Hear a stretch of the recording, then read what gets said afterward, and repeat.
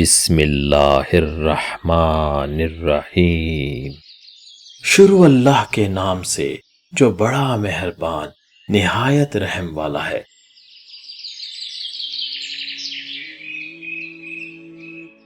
جو دنیا سے محبت نہیں کرتے نجات انہی کا حصہ ہے، جو دنیا کے اسیر ہوئے انہوں نے خود کو ہلاکت میں ڈالا۔ نفس سے زیادہ دنیا میں کوئی شے سرکش نہیں۔ اگر تم یہ دیکھنا چاہتے ہو کہ تمہارے بعد دنیا کی کیا کیفیت ہوگی تو یہ دیکھ لو کہ دوسرے لوگوں کے جانے کے بعد کیا نوعیت رہی۔ اپنی حدود کو پہچانیے اور اپنی صلاحیتوں کو پرکھیے، پھر زندگی میں آپ کی کامیابی یقینی ہے۔ ایسے فائدے سے درگزر کرو جو دوسروں کے نقصان کا باعث بنے۔ موت کو یاد رکھنا نفس کی تمام بیماریوں کا علاج ہے۔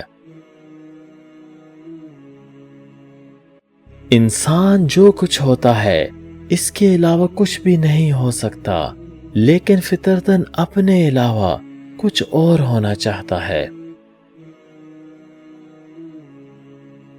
عافیت اس میں نہیں کہ ہم معلوم کریں کہ کشتی میں سوراخ کون کر رہا ہے، عافیت اس میں ہے کہ کشتی کنارے لگے۔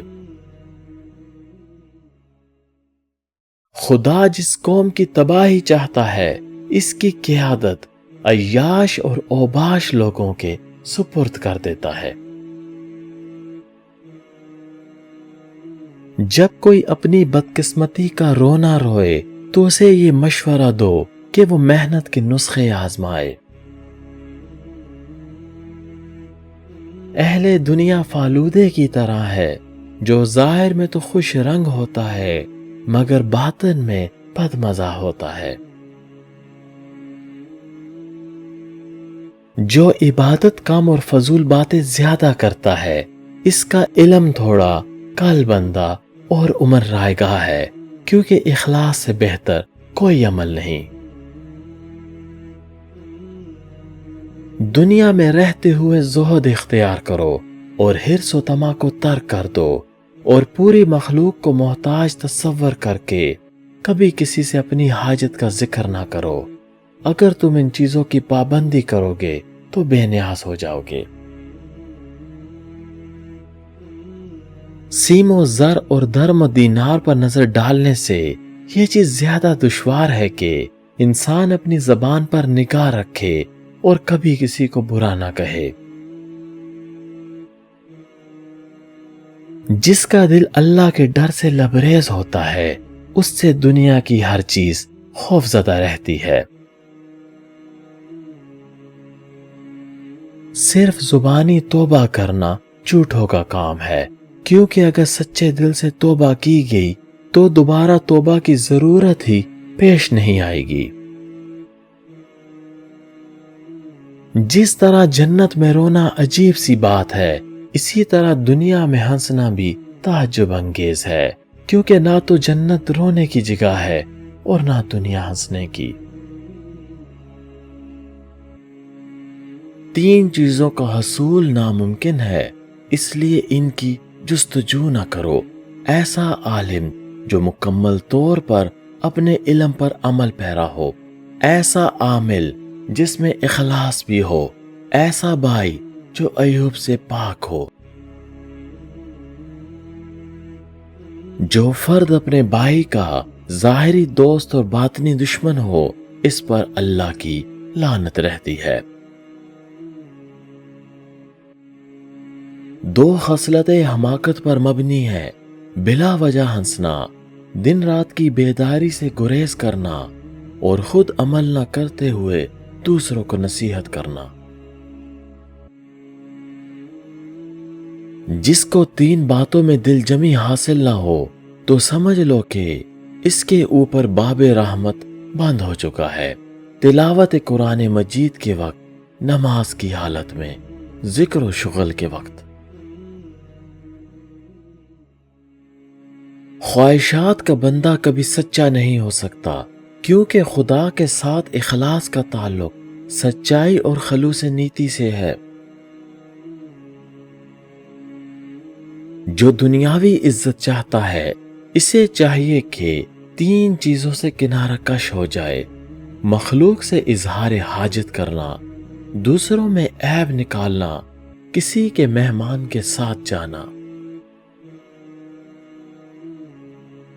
دنیاوی نام و نمود کا خواہش مند آخرت کی لذت سے محروم رہتا ہے۔ یہ تصور کرنا کہ لوگ ہمیں بہتر سمجھیں محض دنیا کی محبت کا مظہر ہے۔ جب تک بندہ اپنے نفس کے سامنے فولادی دیوار نہ کھڑی کر لے، اسے عبادت میں لذت و حلاوت نہیں مل سکتی۔ 3 کام بہت مشکل ہیں: مفلسی میں سخاوت، خوف میں صداقت، خلوت میں تقوی۔ جو بہت زیادہ کھاتا ہے، اسے حکمت سے حصہ نہیں ملتا۔ گناہوں سے توبہ کرنے کے بعد دوبارہ گناہ کرنا دروغ گوئی ہے۔ سب سے بڑا دولت مند وہ ہے جو تقوی کی دولت سے مالا مال ہو۔ ہم جنت میں جانے کی تمنا تو کرتے ہیں، لیکن جنت میں لے جانے والے کام نہیں کرتے۔ مصائب میں صبر کرنا قابل تعریف نہیں، بلکہ مصائب پر خوش اور شاکر رہنا قابل تعریف ہے۔ دانائی کا تعلق بالوں کی سفیدی سے نہیں، عقل اور تجربے سے ہے۔ دل سیاہ ہو تو داڑھی کے سفید بالوں کی کیا وقت۔ سچا تاجر ایمانداروں، صدیقوں اور شہیدوں کے ساتھ جنت میں رہے گا۔ حیا اور کم بولنا ایمان کی شاخیں ہیں۔ دنیا کی محبت ہر برائی کی جڑ ہے۔ جب کوئی قبر کے پاس سے گزرنے والا سلام کرتا ہے، تب اہل قبور سن کر جواب دیتے ہیں۔ گر تم عظمت کی بلندیوں کو چھونا چاہتے ہو تو اپنے دل میں انسانیت کے لیے نفرت کی بجائے محبت آباد کرو۔